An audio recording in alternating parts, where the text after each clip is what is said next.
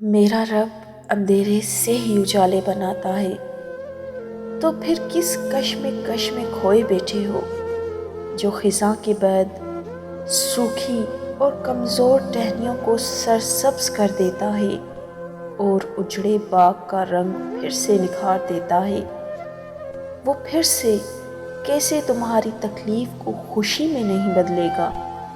توکل تو پھر اس شجر سے سیکھو جو اپنی شاخ پہ پتوں کو ہرا بھرا کرتا ہے اور پھر چند ہی لمحوں میں ان پتوں کا زمین پر مرجھا کر گر جانا دیکھتا ہے، مگر پھر بھی مایوس نہیں ہوتا، بلکہ وہ انتظار کرتا ہے پھر سے نئے پتوں کے آنے کا۔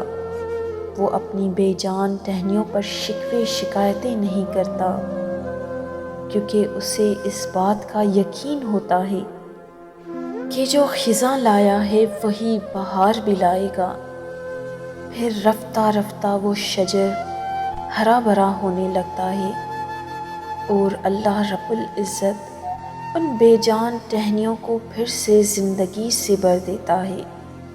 جانتے ہو ایسا کیوں ہوتا ہے؟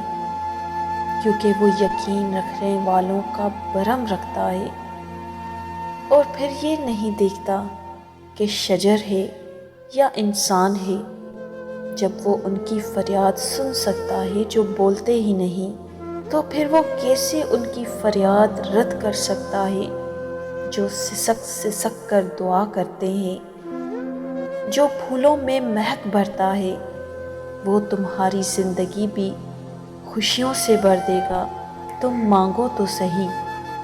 یقین رکھنا سیکھو، جیسے پرندے روز شام کو ایک وقت کا کھانا لے کر گھر کو لوٹتے ہیں، اس یقین کے ساتھ کہ کل کا رزق بھی وہی دے گا جس نے آج دیا ہے۔ تو تم بھی اطمینان رکھو، اس آزمائش سے بھی وہی نکالے گا جس نے اس میں ڈالا ہے۔ وہ کبھی تم پر ظلم نہیں کرتا، اس کی محبت تو اتنی وسیع ہے کہ 2 جہانوں سے بھی آگے اگر 100 جہان ہوتے تو تب بھی ان میں نہ سما پاتی۔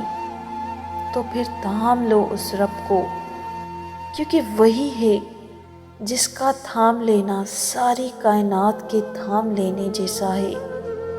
تم اللہ رب العزت کو اپنی چاہت بنا لو، وہ پھر تمہیں ہر چاہت سے لا طلب کر دے گا۔ تم اس کو اپنی ضرورت بنا لو، وہ پھر تمہیں کسی کی ضرورت نہیں پڑنے دے گا۔